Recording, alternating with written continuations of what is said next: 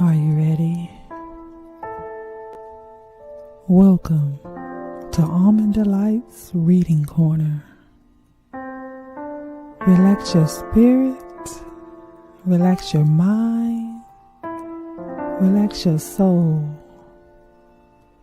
as we get into this book. The first book in our series will be The Epiphani, a love and gospel music novel by yours truly, Timothy Blaine. So head on over to Amazon.com to download your copy today. All the links will be down in the description bar. Please go support our authors and read along with the Almond Delights. Are you ready? Shh. Let's read.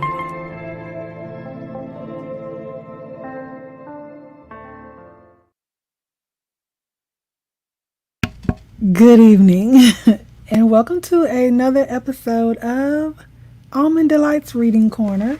This is our 7th read of The Epiphani by author Timothy Blaine. To give you a recap of what we read last week, we know that Joey ended up giving Dallas, his protege, the rights to the Stratton Records company, so he owns that now.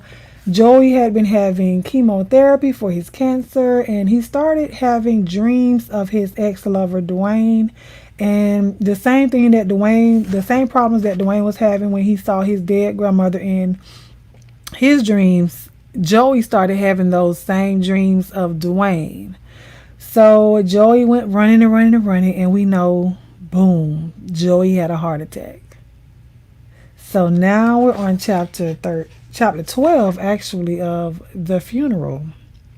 So we know that Joey ended up dying, but he knew he was going to die, so that's why he made sure he had his affairs in order to be able to give Dallas, the life that he needed, being the artist that he was. So now we're going to begin, and I want to say welcome to everyone that is watching, that will watch, and I want to give a disclaimer. There will be some choice words in this book that Miss Almond Brown has to say, but they're in the book. So I'm going to read them. So just cover your ears if you have to, but they're in here, so yeah. Hopefully you guys have your books for the ones that are watching up in the choir stand, and thank you to the ones that will come down into the congregation. I appreciate you guys. So we're going to start our read. Chapter 12, The Funeral. "What the fuck is he doing here?" yelled Dallas into Gloria's ear. "Huh? Dallas, what's the matter?" she asked, looking back into the direction of his gaze. "Who are you talking about? Is there a problem?" "You bet your sweet ass there's a... I'll take care of this," he said as he hurriedly made his way down the center aisle. The funeral for Joey had not quite gotten underway. Guests were being seated as quickly as they walked through the door. No doubt many would at some point have to be turned away. The massive sanctuary of One Love Body of Believers Church was quickly reaching capacity. Dallas walked over to 2 burly security officers and discreetly filled them in on the situation. "Okay, this fool may very well try to make a scene," said Dallas, "but that's just not going to happen. You understand? That could not happen here. Not today." "Just so we're clear, Mr. Jordan," said the chief of church security, Derek Samuel, "we're talking about the tall, middle-aged guy, 14th row, 8th seat from the aisle?" "Yes, just get him out of here, Derek," said Dallas, "and please make it quick and quiet." "Is there a name, sir?" asked Derek Samuel, "just in case we have to involve the police." "His name is Jordan, Cleophas Jordan. Just get him off the property, and please, Derek, try as best as you can to be discreet." "Now why you have to be like that, boy?" said Mr. Jordan as soon as the 2 men were left alone in a big conference room at the back of the church.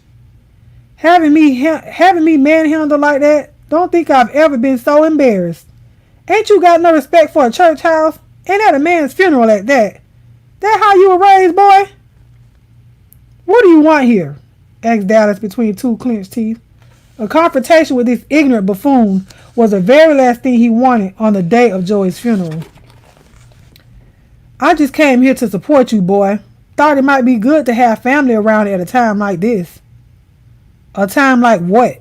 Asked Dallas. Did you know Joey? Do you know any of these people? Okay, so what the fuck do you want? And make it quick, man. Guess I should have called. That's my mistake. No reason to treat me like a criminal though, son. Don't call me that. I'm not related to you. And as far as being the criminal, where's my mama? She couldn't make the trip. Actually, I haven't seen her in a few days, Dallas. Got mad and run off. I don't know where. You don't know? Dallas walked over to the only man in life he'd ever truly, passionately hated. He then pushed him down onto a long conference table, lifted him by his shirt collar, and punched him right in the mouth. Listen well, Negro. We're burying a very special man today. A good man. Somebody whose life actually meant something. You bring your nasty black ass back in that sanctuary and I'll paint those pews with your brain matter. You best believe I'm not playing. When we leave the cemetery, I'm going to start calling my mother from the limo. You better pray I find her before the sun goes down. Now get the fuck out. When Dallas made it back to his seat on the front row with Joey's mom, Gloria, and a few other family members from Joey's native New Orleans, the organist had already begun playing the traditional Pass Me Not, O Gentle Savior.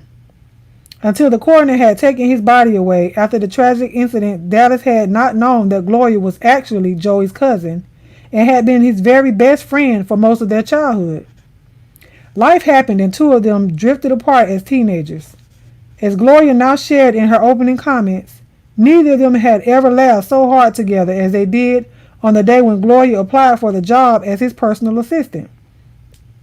After she was hired, she excused herself to his office restroom, only to come out 10 minutes later as his cousin George, except with tits, a new nose, and slightly higher cheekbones.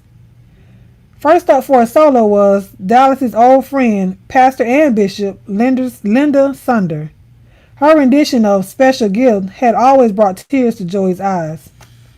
After a multitude of musical tributes, testimonials, and remembrances from Joey's family, friends, and industry associates, Pastor Brown took the podium. In a flash, several deacons and ushers ran up onto the stage before the man hit his head as he collapsed. Ooh.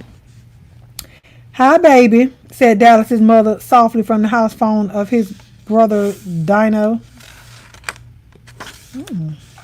I'm so sorry, Dallas, for your loss and for not being there with you, son.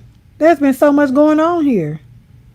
So you left? Said Dallas, a statement more than a question. This time it's forever, baby. I'm just sorry it took me so long. Point is, you're finally out of that.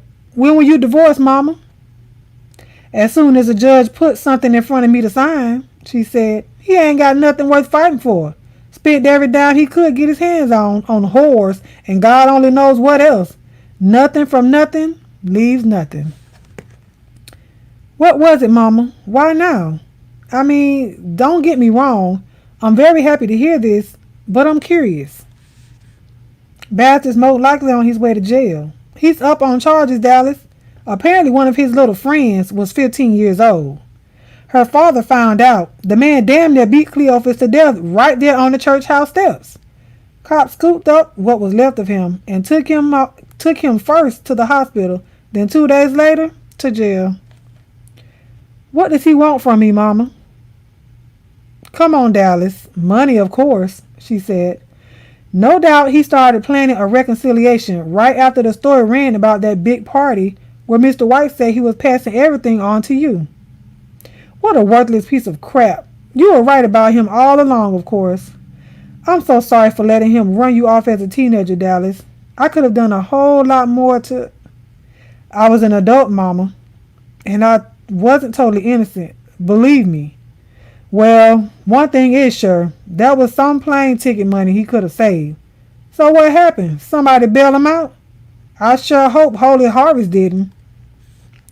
Now you have got to be kidding me, she said. Dallas, you really do need to keep up. That fool has been under federal investigation for almost a year. Stealing from a church and nonprofit organization? How low can you get? Makes me cringe, said Dallas, when I hear his name, especially when it's associated with mine. Then, shouldn't you start using your own? Huh?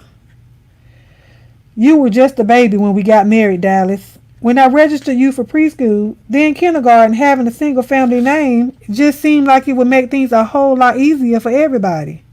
It's not like he ever adopted you, son. Your real name is Withers. Dallas Withers. You shitting me. Let me call you right back, Mama, he said as he disconnected, hesitated a moment, and then clicked the out-of-office intercom.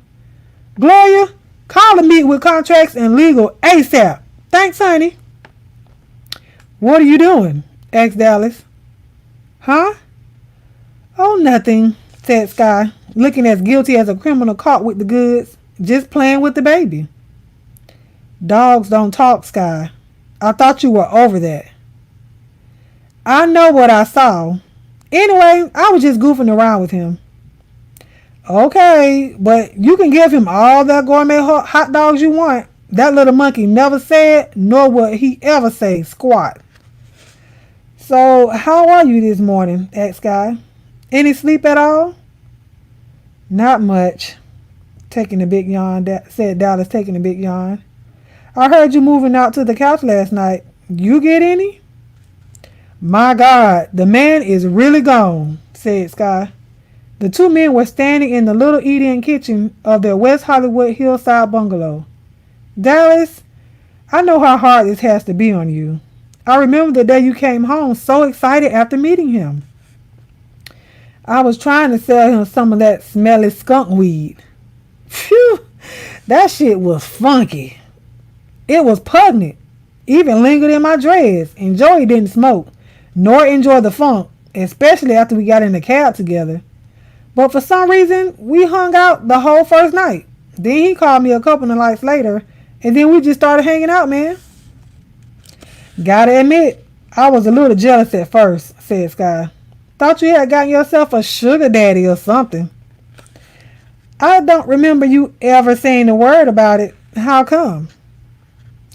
I wasn't ready to admit what was going on between us, Dallas.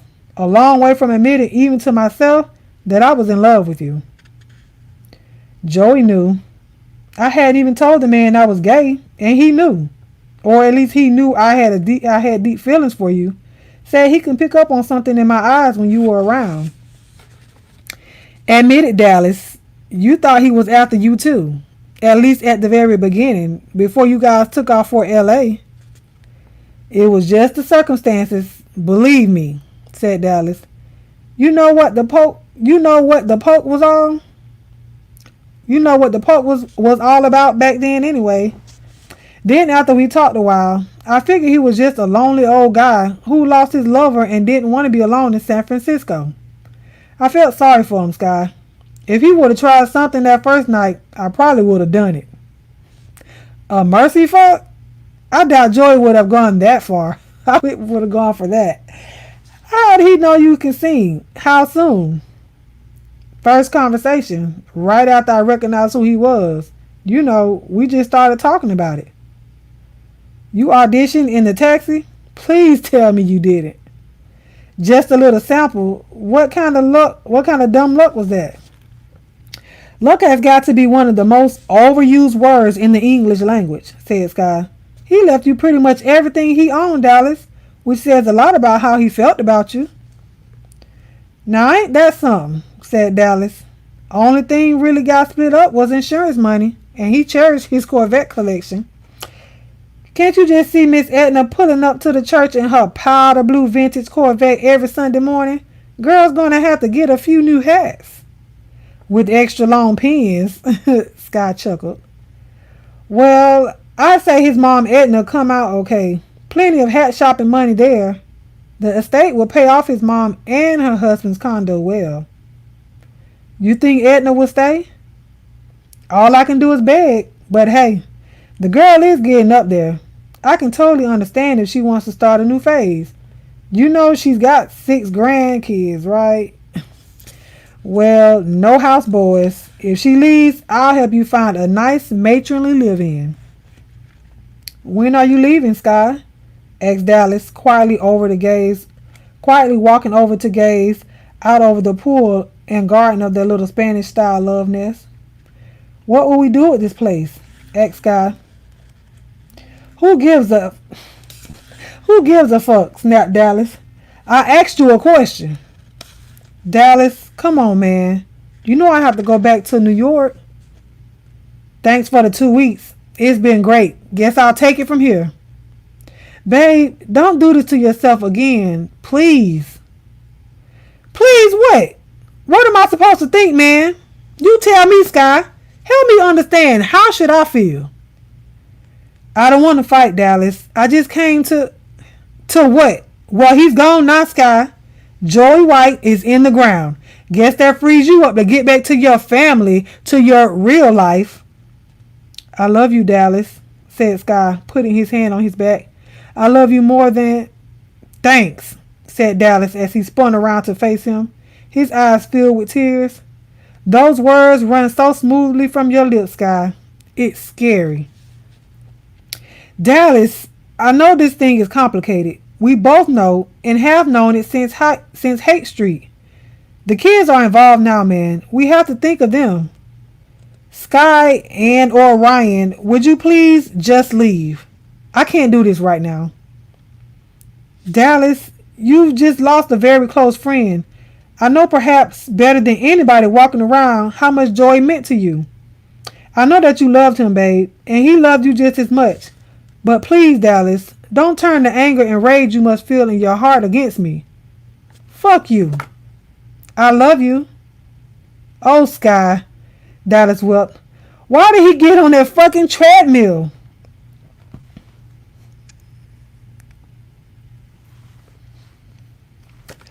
So now here he was frying ham and eggs in another man's kitchen after another restless sleep in another man's house. Edna had decided it's best not to stay on and was planning on moving back to her native Alabama just as soon as the weather got a little better. Sky was back in New York with Heather and the kids. If only he could have stayed a while longer, just long enough for Dallas to get his footing and figure out how to proceed. A year earlier, his biggest challenge was trying to chart every other year and meet all of his traveling commitments. Now he was the head of Stratton Records. To say that Dallas was overwhelmed would be to misuse the English language. How could something like this have happened, and why in the hell would Joey leave him his house, his company, his clothes, shoes, and toothbrush? Joey had gone into quite a bit of detail about Stratton, or at least the structure that housed it with Sky and him on that very night. Everything changed. From what he understood, Joey had no choice but to find a non-family heir to inherit the theater as per the will of the original owner, Brandon Stratton. But Joey wanted to leave Stratton Records intact and still operating as a gospel label, and he had done just that. Dallas allowed himself to ponder the windfall only in bits and pieces as he continued his breakfast. The verse, to whom much is given, much is expected, played in his mind like a song sang a cappella. He knew the responsibilities now facing him would be daunting, but at the same time, he knew his mentor and close friend had handpicked him for the job. Joey would not have put him in such a position if he were not the right man, period. Joey had loved the record company. It was a reflection of him, Dwayne, and the 2 men that came before them. Dallas would not fail them. He determined in the deepest part of his soul, heart and mind, he would not let that happen.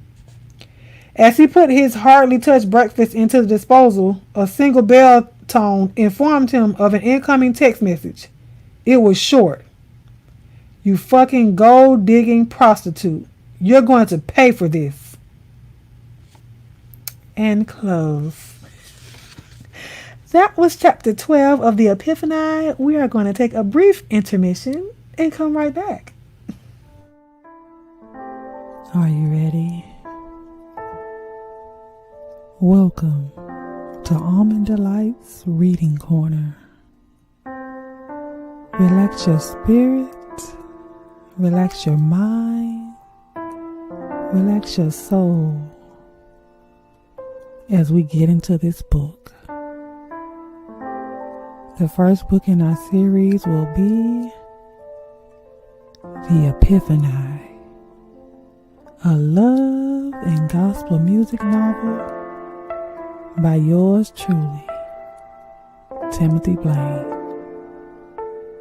So head on over to Amazon.com to download your copy today. All the links will be down in the description bar.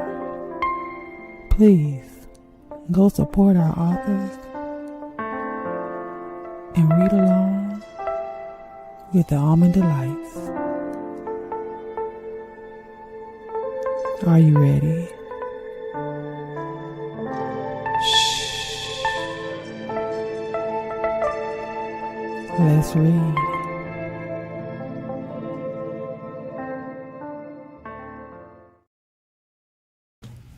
And we're back.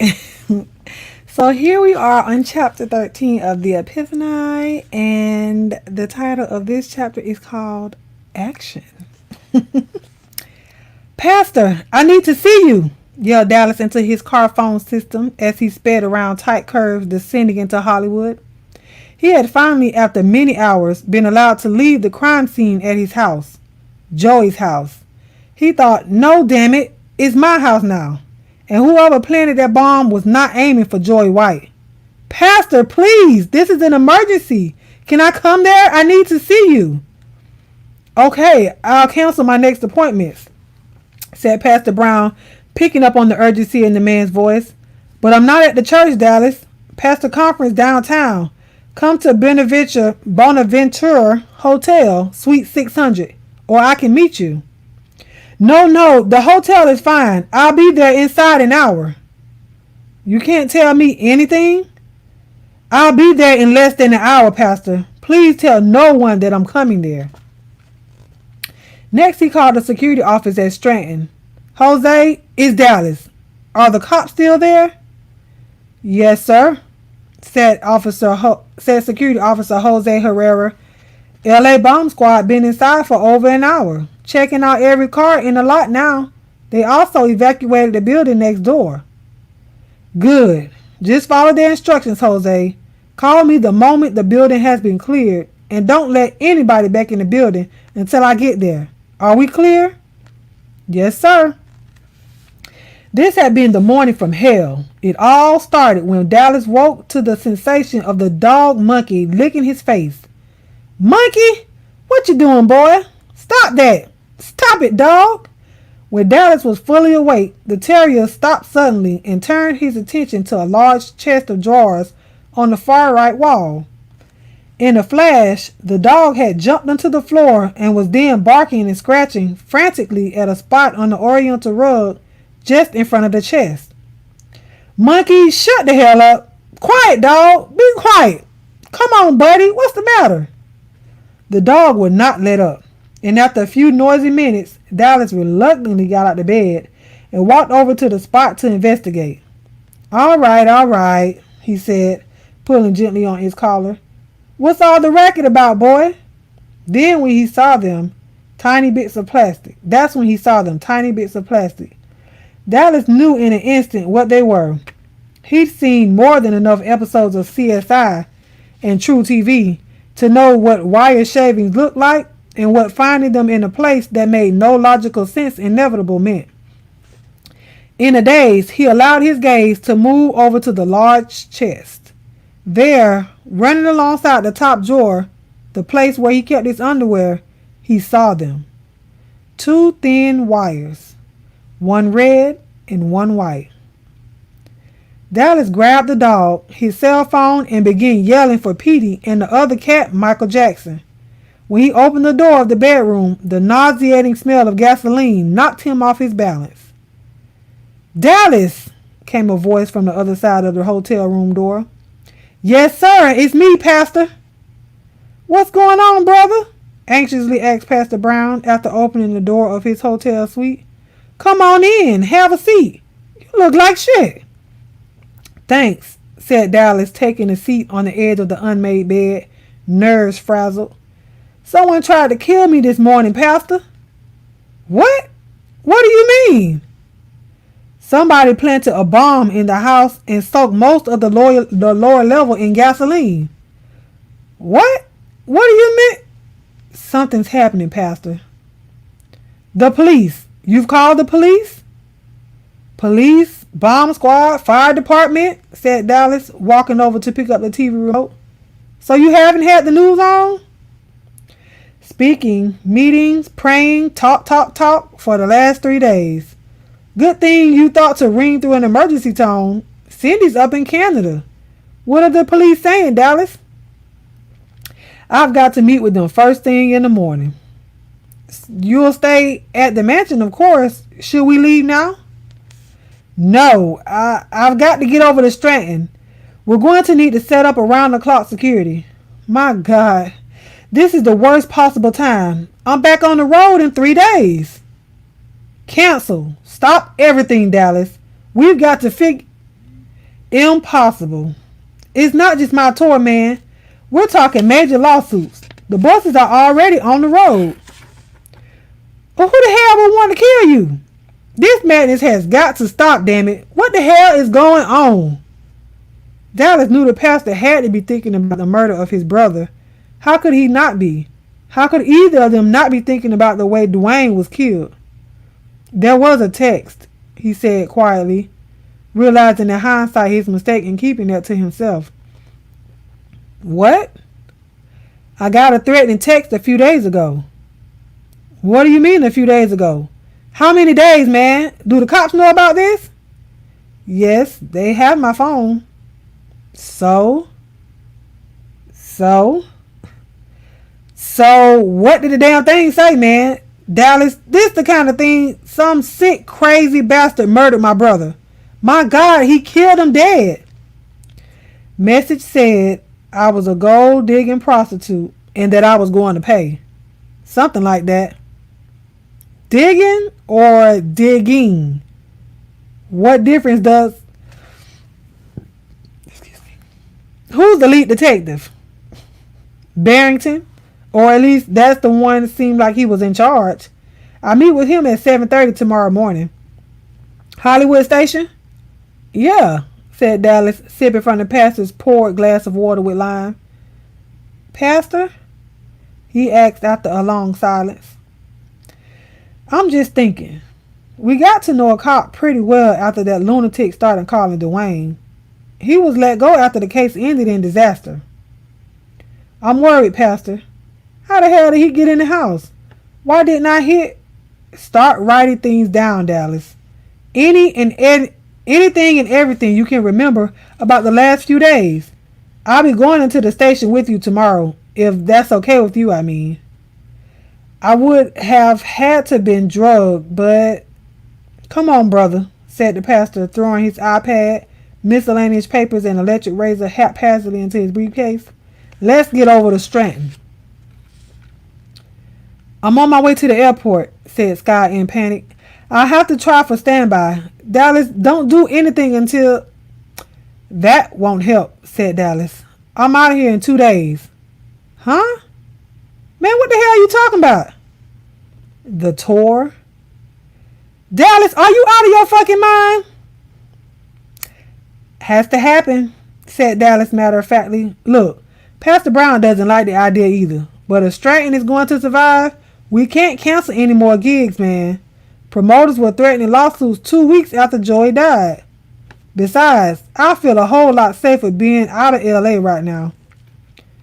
Come to New York. Now, wouldn't that make me feel safe? Look, man, if dude really wants to blow me up, well, what's the plan? I meet with the pastor and some security dude in about an hour. Bodyguard? That's good. Who is he? Actually, he's an ex-LA police detective. Same dude that worked Dwayne Brown's stalking case. Isn't he the guy we met at Joey's funeral? Yeah, that's him. Derek Samuel, said Dallas. Older white dude with a thick red mustache. Helped get rid of the step pig. He works for the church now. Pastor Brown says the LAPD treated him pretty bad. Something about Dwayne's murder case. Crime scene got contaminated or something like that. Yeah, Joey told us about that, said Sky. Said he threw himself through a glass door at the scene, right? Well, obviously the pastor and his family didn't blame the detective. And after they convinced him to quit his punitive desk job on the force, he came right to work as chief of security at One Love. He's coming on the road with you? Yeah, insurance company is insisting on him and 2 other dudes. I'm feeling a little Whitney, but don't trip, Sky. Derek Samuel is no Kevin Costner. I can clear my schedule pretty easily, Dallas. I like to be there with you. We'll be moving constantly, and I have more than enough security. You stay there and look after Heather and the kids, man. The last thing I want is to put anybody else at risk. Least of all, you. Besides, Pastor Brown says this Detective Samuel is an excellent investigator with something to prove. I love you, Dallas. Please don't leave me out of the loop on this. I'll be there in a heartbeat if or whenever you need me. I know that, Sky. Thank you for loving me. It means everything. I'll call you after I talk to the new Dick. Be careful, Dallas. I love you, baby. You're sure about this concert tour? Asked Derek Samuel. Yes, it absolutely has to happen, said Dallas. I'm sorry, will I be less safe as a moving target? Your itinerary has been posted online for months, said Samuel. Every stop still being promoted as we speak. It'll be very easy for the bad man to find you if that's what he plans on doing. You agree that it's not safe then, Chief? Asked Pastor Brown. You're with me that the damn thing has to be canceled. Best thing would be to lay low in a safe place until I find a piece of shit, said Samuel. Excuse my language, Pastor. And excuse mine, said Pastor Brown. How will you find the bastard? I got questions and then footwork, said Samuel. Just so that we're all on the same page. You're starting this tour in 2 days? Yes, I'm sorry, said Dallas, but the tour is non-negotiable. We have to move forward on these commitments. The future of Stratton is at stake. That's yet another angle to look into, said Pastor Brown. Maybe somebody has something to gain by sabotaging the tour. Who the hell are you? Yelled Dallas to the silver-haired, vintage-dressed white man suddenly standing in the doorway of his office. How did you get in here? I've got a message for you, said the stranger as he stepped deeper into the room. We need to get a couple things straight. We? I'm calling the police, said Dallas, snatching up the telephone receiver while at the same time punching a panic button connected to the Stratton security office. The entire building should have remained secured after the LA bomb squad had swept the premises and declared it safe. There was absolutely no reason this man should be standing in his doorway unannounced or otherwise. This won't take long. Oh, and I wouldn't worry about security busting in on us. Everybody's taking a little nap at the moment. The lines are dead. You're the one. You tried to kill me. I don't kill people, Dallas. I'm here to help you. Help me? Who the hell are you? What the fuck did you do to Jose and... We don't use names. Too confusing. Look, all I'm here to do is to bring you an important message. You didn't plant a bomb in my house? You didn't text me? Dallas, relax. Here's my message. You ready? Huh? Call off the tour. Huh? What? What the fuck are you talking about? Hey, I didn't tell you my name. Call off the tour. That's my message. Fuck you. You don't call it off? 6 innocent people will be killed. 17 others maimed and crippled.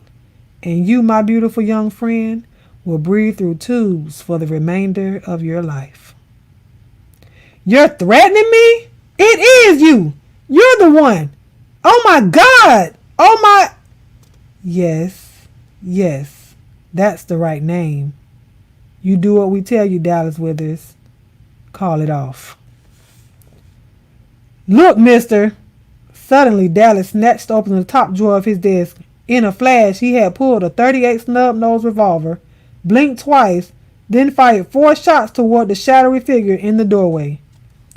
In a matter of seconds, the building's alarm system was activated. Blaring sirens and powerful floodlights amplified and illuminated the rooms of Stratton Records.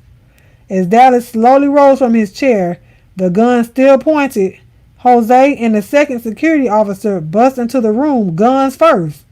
Mr. Withers, you okay? Yelled Jose. Sir! Mr. Dallas, you all right? Is he dead? Asked Dallas, not yet realizing that there was no fourth person living, injured, or dead in the room. And close. That is the end of chapter 13 in the book The Epiphani. We will stop right there because chapter 14 has some length to it. So I hope you guys enjoyed that. Baby, we see, honey, another Epiphani has come to warn Dallas to cancel his tour. So we shall see if he actually does it.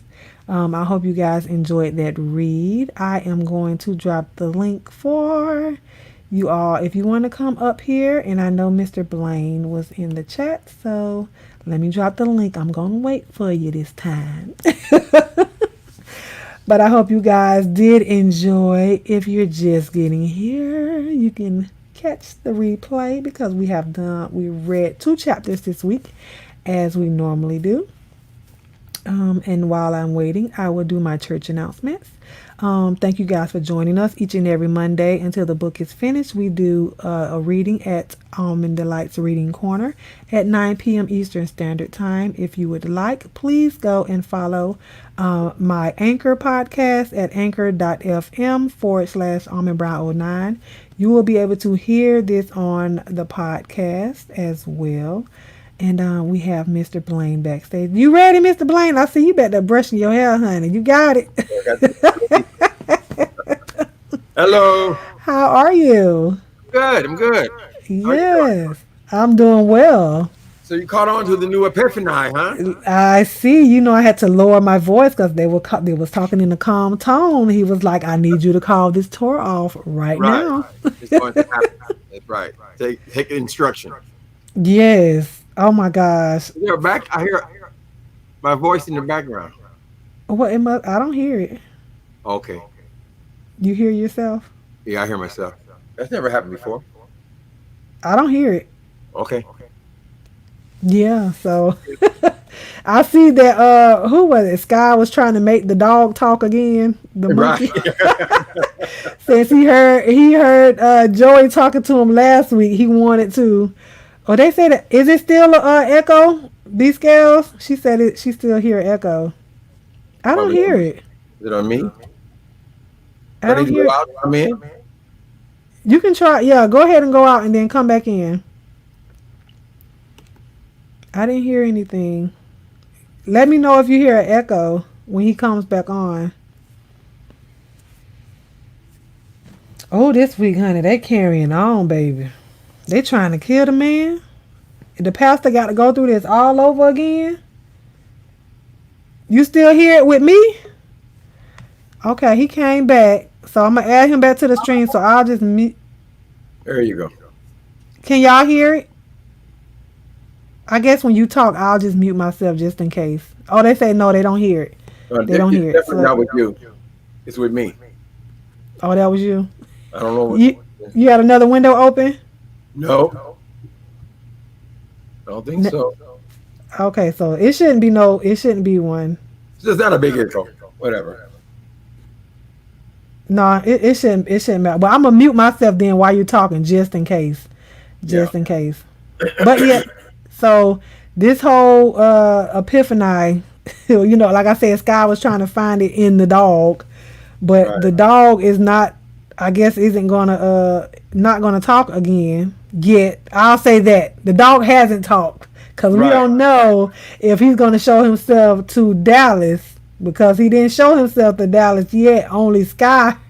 Right. Only Right. Sky heard him talking. So Yes. Sky heard him talking by mistake. He overheard, right. but he only talks to certain people. He was really assigned to Joey first.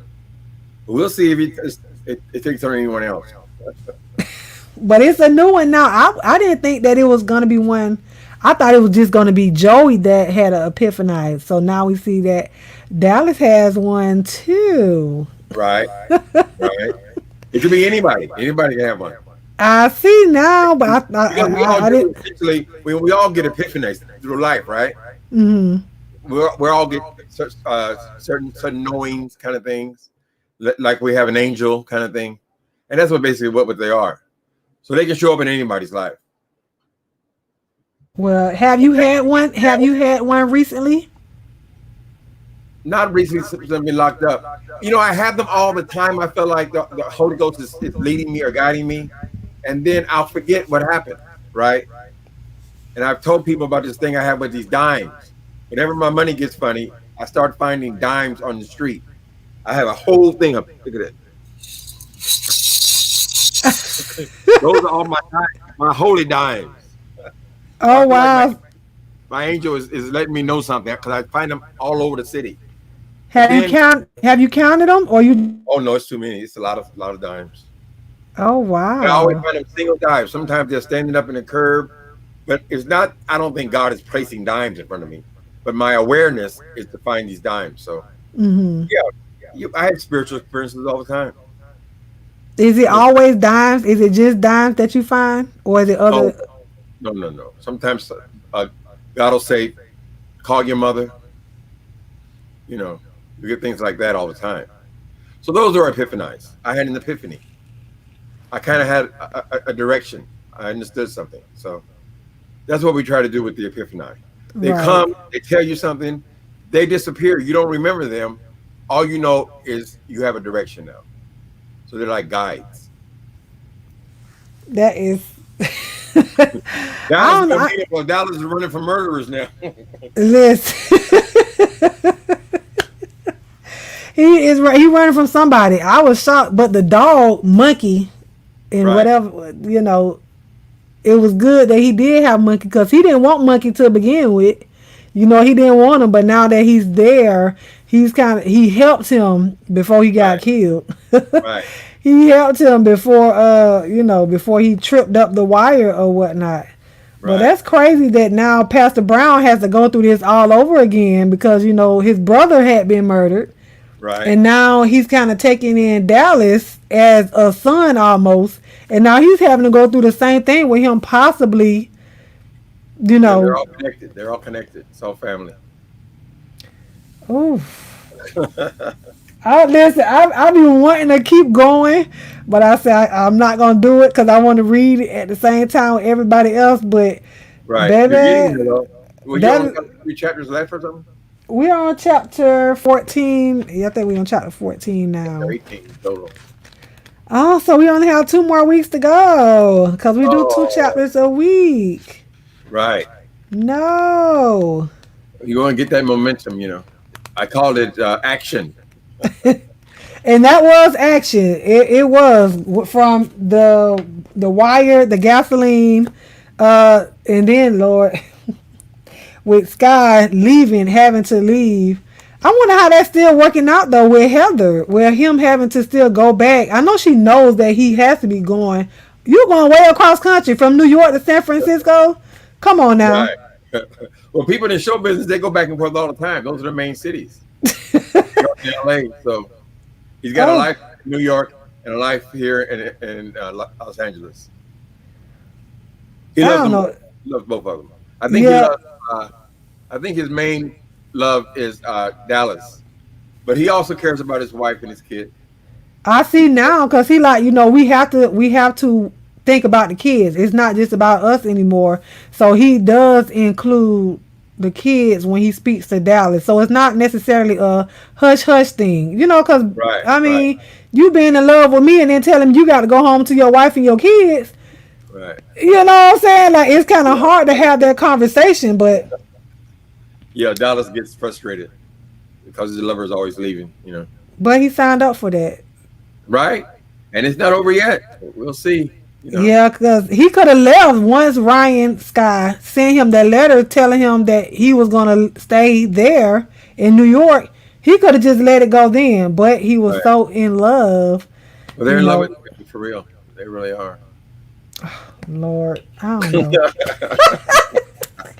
I'm just like, is love really that deep? But I know it's not about love for Ryan. It's about the money on that side. But Right. then with Dallas, I feel like it's more about love. Because I don't think he's necessarily in love with Heather.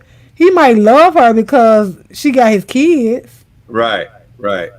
Well, he likes Oh, her a lot. They were friends long before. He told her all about his gay life with Dallas before they got married.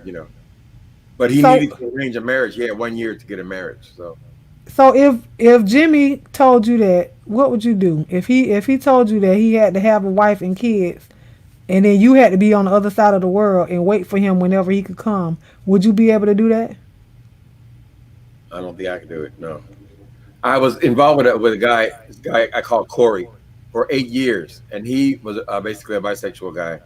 So when we both left the dope world, he went back to his wife. He got married while we were still together. Hmm. He ended up going with his wife. I don't know that he messes with guys anymore. So there's just various ways to be bisexual. Were you his first guy Who? No, he with was. Corey? Well, he was. We were doing drugs, so it's different. When you're doing drugs, everybody's screwing everybody, male, female, whatever. Is it like that with every I guess every addiction, or do you think it's more prevalent when you're doing meth and heroin and stuff? Yeah, it's definitely more with meth. I'm not sure Because about what crackheads go through, but it's definitely with meth. Meth is the aphrodisiac, and whatever is valuable is for sale, honey. So oh, people oh don't like to think Lord. of it as prostitution, but basically, you have drugs, and they have beauty.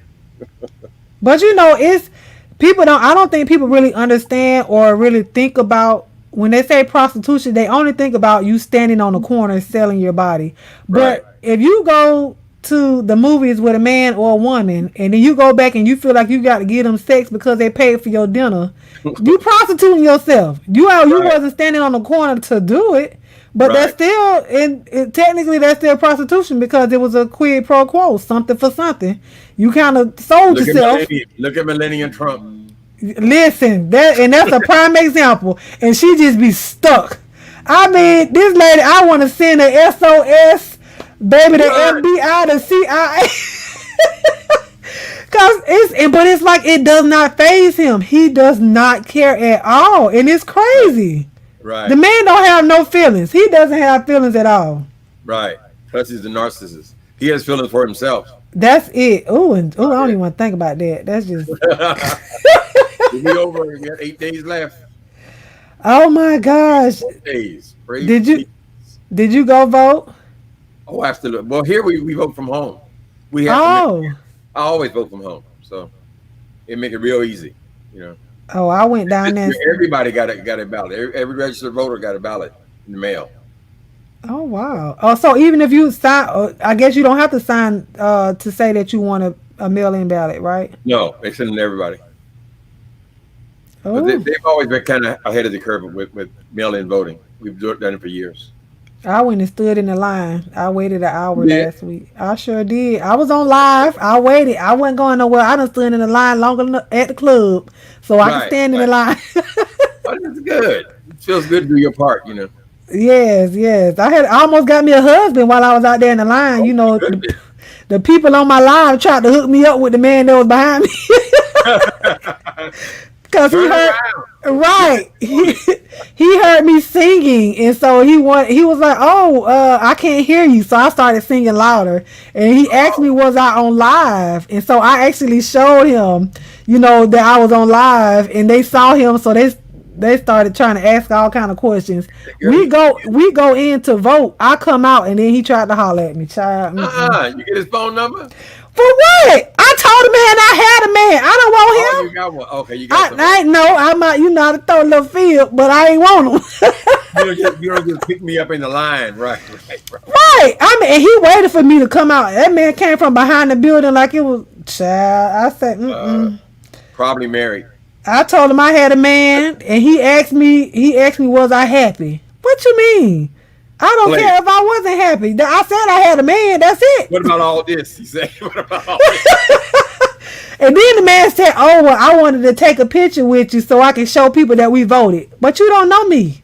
Right. I don't know you. Why would I take a picture with a random stranger for you to post me on your Facebook page? And now I done told you I got a man.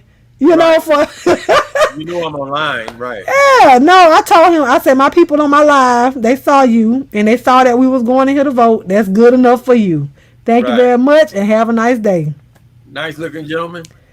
He was nice. He wasn't my type. No, he wasn't all that cute to me. Right. And, but he had a mask on, so I couldn't see his teeth. Oh no! So put it down. Man. Right. Let me smell your breath, child. I need to see all that. I was not with it, honey. I was not with it at all. The time with you a little bit. Yeah, but my chat ate him up though. Once they saw they was looking at his clothes and his shoes. They said no. Baby. No, Yeah, they said no. They wasn't with it, Mr. Timothy. They was not with it at all. Look at the shoes though, honey. Yeah, it didn't have a name on his shoes. So. Oh, okay, yeah, let's go.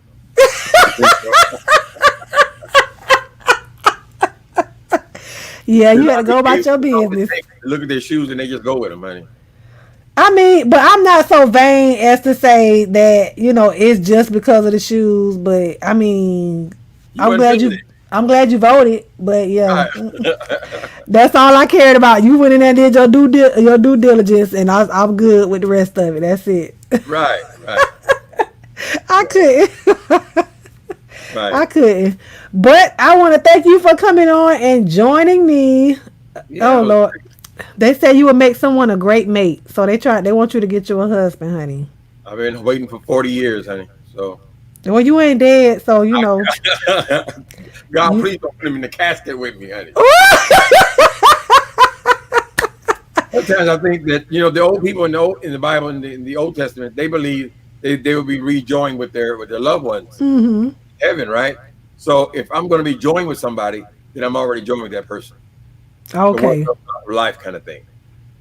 I assume he'll honor gay marriage as well. I don't know, since we're not going to have any bodies anyway. So you good either way, not being with somebody or being with somebody. I don't think it happens all that often. I mean, either you're with somebody or you're not. I think you meet people when you're young, and if you're lucky, you stay with them. But I don't know about but 60-year-old men all of a sudden falling in love. I haven't seen it. Well, you never know. I mean, Janet Jackson had a baby at 50. Right. It was later in life where she met her husband, got with him, and got a baby. So mine would have to come and knock on my door because I don't go anywhere. Oh, because you ain't going nowhere. But do you do anything? Do you order anything for somebody to come knock on your door? No. Oh, I've always been a homebody though, so we're satisfied, honey. God has been good. You got to take Squinty outside sometimes. Yeah, he goes outside today. He might be out there walking his cat or something. You never know. Right. I'm hoping he might find somebody. Listen, he might have, no, I'm talking about your husband. He might be out there walking his cat and you find him. He might walk up to you with a dime. You never know. Right. You never know, child. Just be open. If that's what you want, just be open. Right. If not, then run. I'm willing. Oh, that'll be a sight to see. You married? Are you hooked up with your boyfriend now? No, I'm not married. Okay. You just want to get rid of the guy? Okay. My tax paper said single. Right. There's got to be some kind of, you got to feel some kind of energy or something. Yeah, Somebody walk up to you in a damn line. No, and it just the whole, do you have a man? Are you happy? What? That's so corny to me. I can't. He probably said that 1,000 times. Right. He used that on somebody, but it won't work on me. I'm sorry. Mm-mm. Some of my gay friends tell me that when they were coming up in the church, that the ladies would come up to him, tell him, "God told me that you my husband." I said, I've had that. Did he tell you too? Exactly, and that's what I say. I've had people tell me that God said you my wife. I said, well, he talked to me too, so he didn't tell me that. You would have Now if he told me. Right. yeah, that's a pickup line. It's so lame. And somebody told me once before because I said something about my relationship with God, and he said, well, I'm trying to get in between that. I said, no, you gotta get your own relationship with God. He talking about no, I'm not talking about that. I said, I just told you I was heading to Bible study, and you telling me you trying to get between my legs. Yeah. I ain't talked to him since then. Just telling you nasty. Get your ass away, man. Yeah, I have not talked to him since then. That was just, that just threw me all off. I'm like, how can you sit up there and say that after I just told you I'm headed to Bible study? You know, right. I love the Lord. I'm into all that. Now you talking about you want to. But do you read Christian fiction? I do sometimes. Yeah, I used to read some of those. Some of those are interesting. They always got these sexy relationships in there. Yeah, they're not supposed to be, you know. Oh, what do you think about the stepfather showed back up at the funeral? Oh Lord, I was like, wait a minute. I thought he had figured out that Dallas was the cherry person. He figured that out, and he ran him away back then. Oh yeah, he sure did. But and Joey, now all of a sudden Dallas is rich now. Yeah, he saw that he got left that company, so now he want to come back and be daddy. He got sucked in his mouth. Well, I'm glad the mama, like he said, the mama up and left, and then she actually told him about his last name. That man say, Dallas say, let me change my name right now. Make it happen, baby. Right. Yes, call the contractors, call the lawyers. I need to change these papers up right away. Because he was going to feel like he was entitled to it by them having the same last name. Right. You know, if anything would have happened, it would have been on his parents that got something from him if Dallas would have died. Right. You know, because he doesn't have any children. And so he used to do so with a passion. So no, Cleophas, no. You told the whole story. I'm glad you could keep up with it. I'm catching on. I got it. Oh, they said they want me to invite you to the party line so we can find you a man. I'm cool with all that. I got a dog. Y'all right. You don't ask me for money. He asked you for some chicken. Some fresh chicken. Not no old chicken. I heard you say you kind of gave him that expired chicken. Right. He wants some fresh chicken. Fresh chicken with cheese on top. With cheese? That don't bother his stomach? No, just a little bit. But he won't eat it unless it got the cheese on top. Oh, he bougie. Yeah, they're very, very demanding. Oh, my dog don't do that. He just eat the dog food. He like when I put that cause he eat that hard dog food, but he like when I put wet. Right. What kind you got? What kind of dog? It's called a Pomeranian Chihuahua. Oh, a little rascal. Yeah, he'll be 7 in January. Right. Well, bless that heart. Yeah. I'm surprised y'all didn't hear him last week because he was out there barking. Oh, he was? When I was on live, because I asked y'all if y'all heard my neighbors and y'all heard the music playing upstairs, but y'all didn't hear my dog barking out there. I was like, oh, Lord. I was telling him to spit the hell up. Right. Right. Well, I didn't want to yell that while I was reading. I was just like, oh, I hope he shut up. Right. But yeah, somebody must have walked past or something and he saw him and started barking. They security. They said they want you to come on. He said no, he's secure. He don't want no man. What are you talking about? What is it? The party line. When I call the chat line and talking to different people, you gotta check it out. Streamlines every once in a while.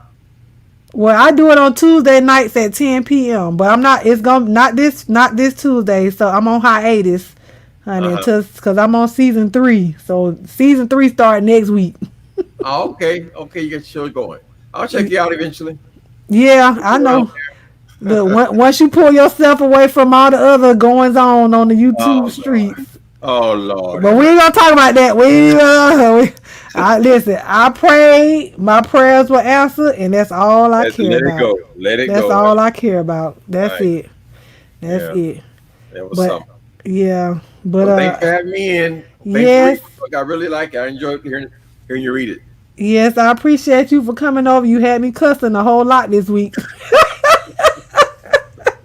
Well, you know, when that father walked in the funeral, Oh yeah, that it was over. was gonna set him off. He wanted to kill him right there. You know. It was over and done with. I know that's the only man that make him go off like that. Right, right, right. So I knew it was over and done with at that point. Well, the old man tried to kill him when he was a teenager. Yeah, tried to shoot him. Yes. All Oh Lord. right. All right, I'll Thanks, see you Kat. next week. Okay. See you later. All right, thank you. Child, you think I like cussing? Girl, it just be tickling my little funny bone when I have to cuss. I be laughing on the inside. Y'all don't even know, honey. I just be speed. I don't know if y'all realize I speed. I try to speed past. I try to speed past the cuss words, especially the F word, child. I be like, vroom. I be going past it. But anyways, thank you guys for joining me for this week's read, the seventh read of the Epiphani by Mr. Timothy Blaine.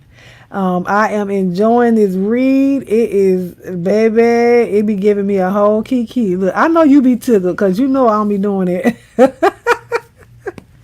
But yes, like I was saying before, you can email me if you're an author or you know any authors that would not mind or would want for me to read their books. You can email me at almondbrown09@gmail.com and I can get with them because this read is almost over with. I had another author, but I have to get back in contact with her to see if she still wants me to read her book because she's a Christian author as well. So, I think she was listening to some of the other reads. I had to give her a disclaimer. It's some cuss words in the video. But yeah, so I will let you guys know. But in the meantime, in between time, you guys go follow me on Instagram at instagram.com/almondbrown09. If you have not subscribed, why not? You stayed all the way to the end of this video. Go ahead and subscribe and hit the notification bell so you can get those good church bells on the side and get notified every time I upload. And like I said before, you can get this on a podcast at Anchor, anchor.fm/almondbrown09. And you can listen to it on the go. Go over there and subscribe to my Anchor. Please do.